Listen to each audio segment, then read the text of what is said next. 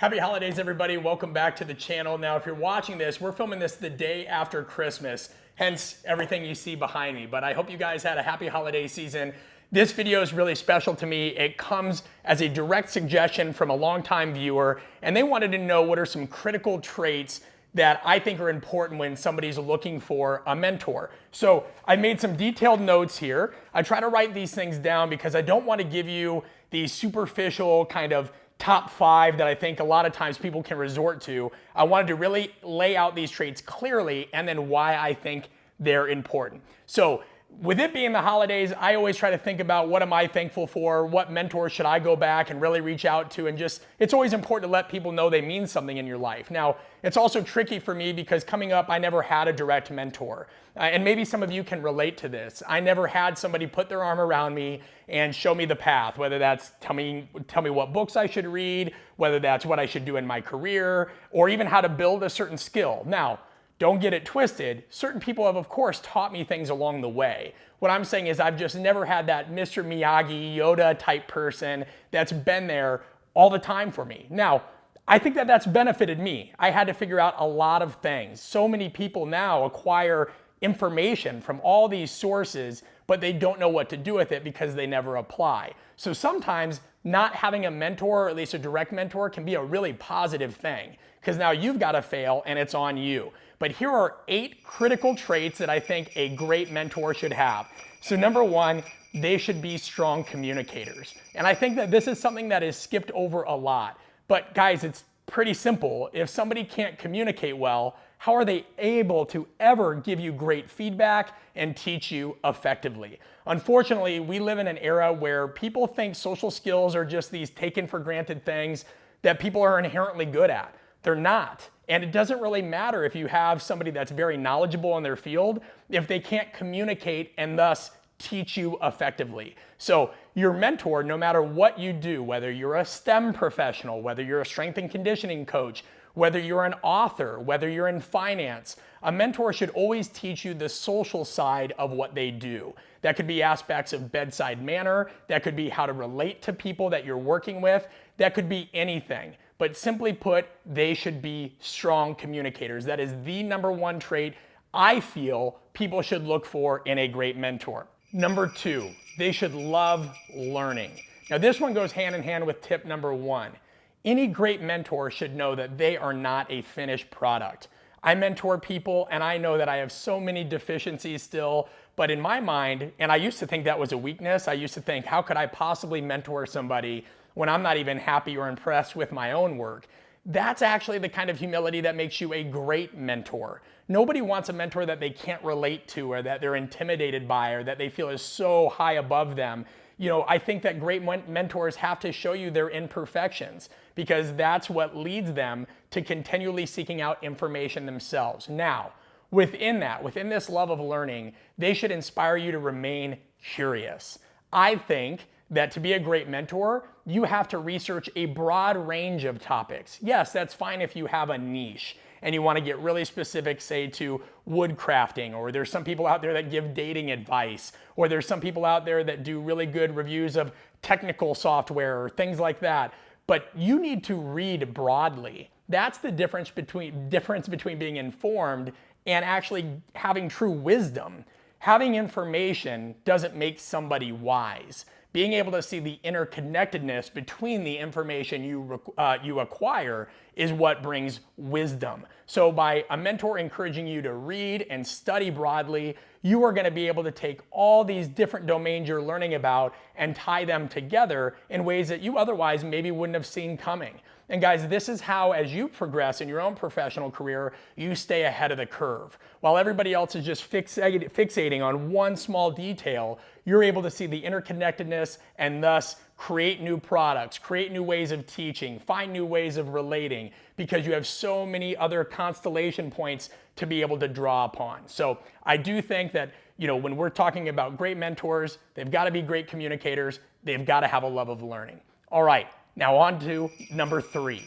A great mentor should never spoon feed you. Now, this one is critically important, and I put it in my top 3 because I see way too many mentees, people that are aspiring to find a mentor, who think that mentoring means somebody just does the hard stuff for you. They tell you everything to do, they just lay that out, and you're good to go. And this is something that I know kind of aggravates me if I'm honest about it. I'll have people reach out, and they're well-intentioned, but they'll say, hey, what book should I read?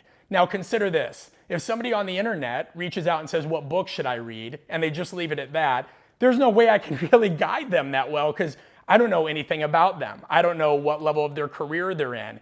I don't know, where they feel like they should start or what issues they're having. So if you're reaching out to a mentor, you need to be as specific as possible. Say, hi, I'm Tom or I'm Stephanie. I'm 22 years old. I've been in cinematography for 3 years. I specifically am trying to grow in these areas and I've done this type of due diligence beforehand.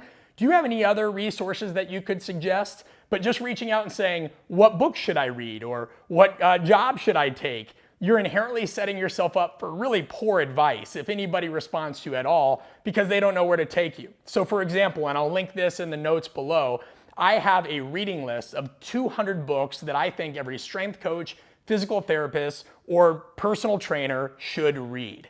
Now, I have sent that to people, it's completely free. And one time I received an email back that said, hey, thanks for this, but where should I start? Again, I didn't know anything about this person, so what am I supposed to say? Guys, it's just important that you start somewhere. Again, a great mentor should not coddle you. They're not gonna know the perfect path to take because there is no perfect path for everybody. What worked for your mentor may not work for you in terms of the path they took. So a great mentor should challenge you to put skin in the game. They should hold you accountable. The mentoring is a two-way street. It is not something where a mentee just takes and takes and takes. You should be the one that strives to make your mentor's life easier in some capacity. Now, that could be helping them with research. That could be helping them with something they need technologically. That could be helping them with anything. I've had people come out and just offer to help with setup and breakdown when I'm training my athletes. And they keep their distance, they're very kind, respectful, and then afterwards they wait and I can give them some feedback on the session. So just understand, a mentor should be pretty tough on you. They shouldn't coddle you. That's number 3. Critical trait number 4. They should lead by example. The word expert has become dramatically and widely overused in our society now because almost anybody with a cell phone, a camera, a social media account is now an expert. Guys, you really have to determine if the person you're trying to learn from has done these things themselves in some capacity. So I'm a strength and conditioning coach. I'm going into my 14th year of coaching athletes.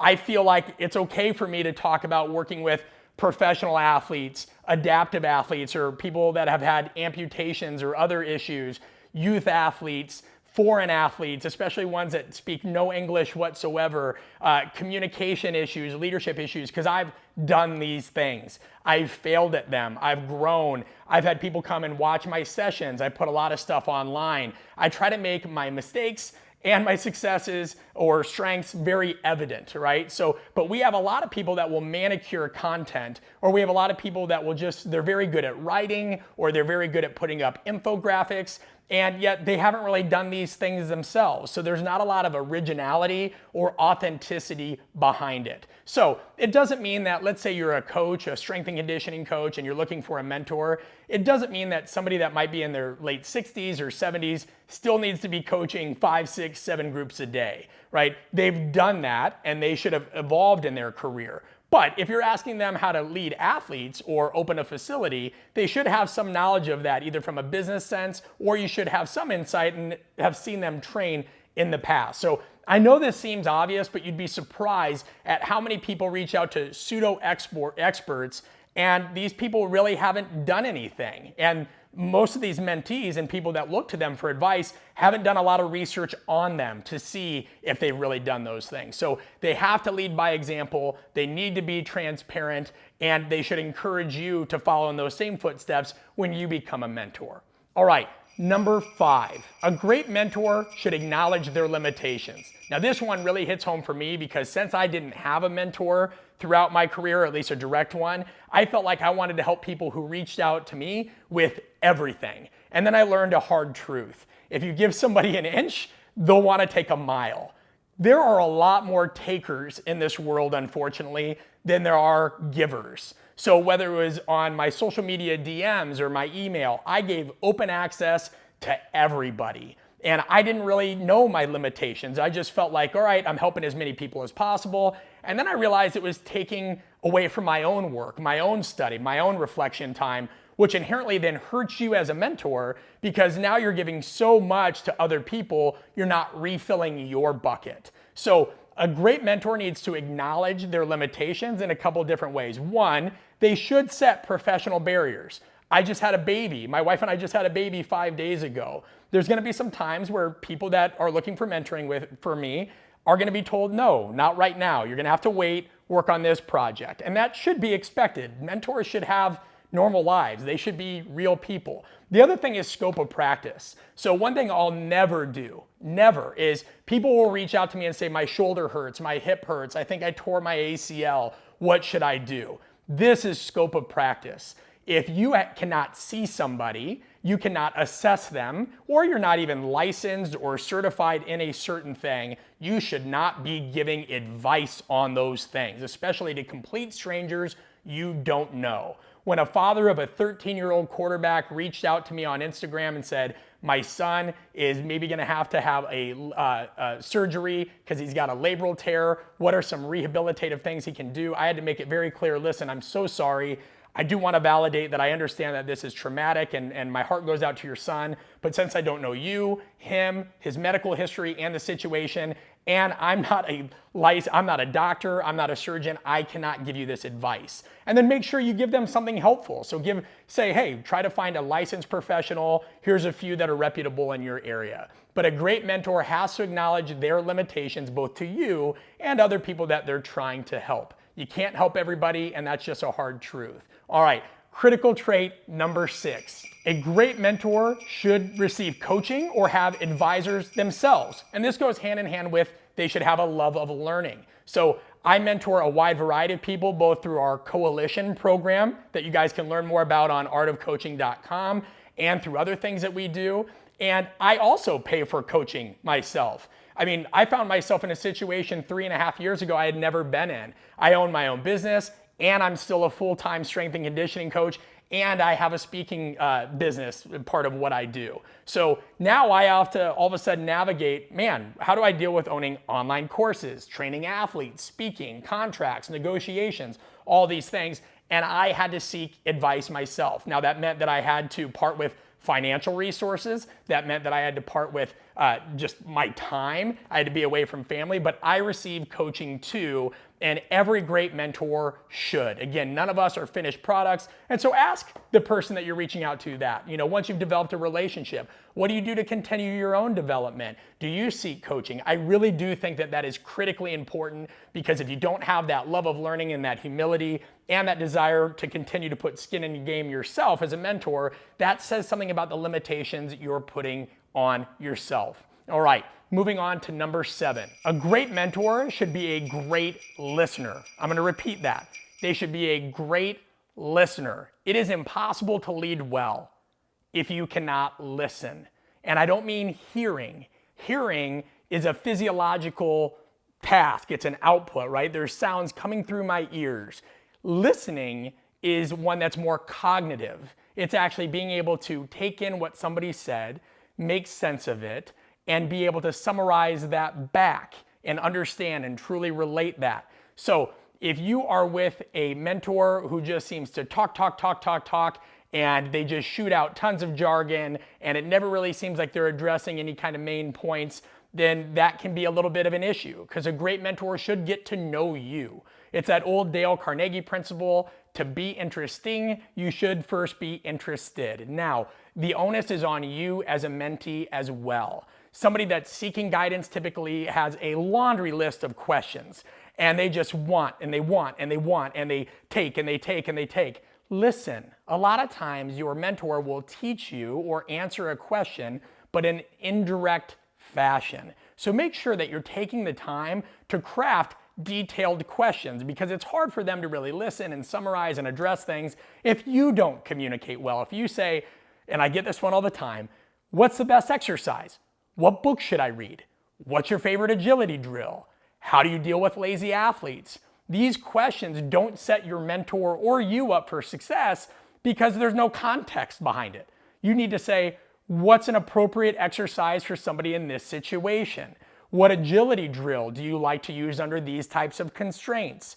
What book do you recommend for somebody that just started out on the field and maybe has a limited biomechanical knowledge of the human body? Those are going to get you so many more great answers and so much more information that is rich and specific to your situation than just being vague. So you need to listen, you need to dive thoroughly into some topics, but they should listen to you as well. They should be able to adapt. So that is a huge point. A great mentor should be a great listener.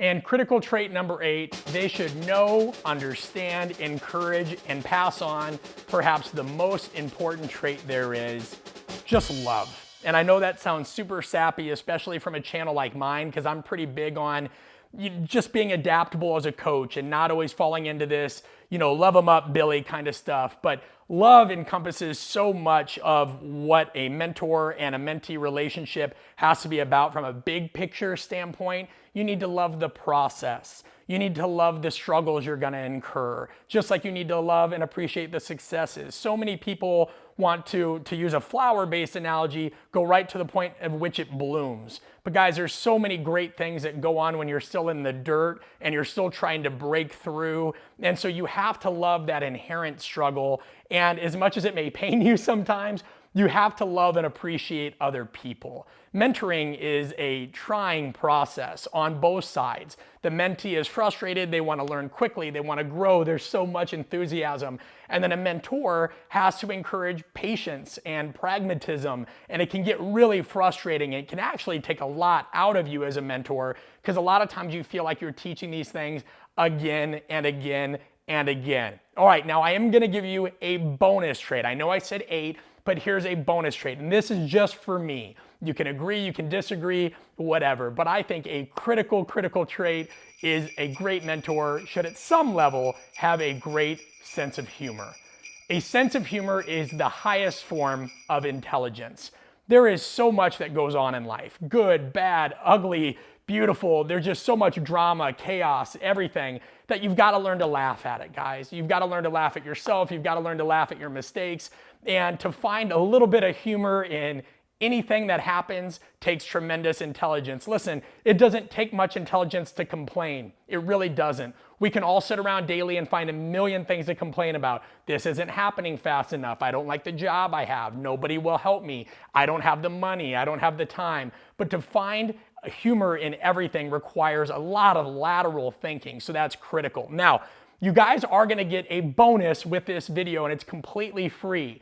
In the notes, you guys are going to see a link. And in that link, we have a PDF that is filled with an email script and some key points if you are somebody that's looking for mentoring that can help you. Now, I felt the need to do this because I receive a lot of emails.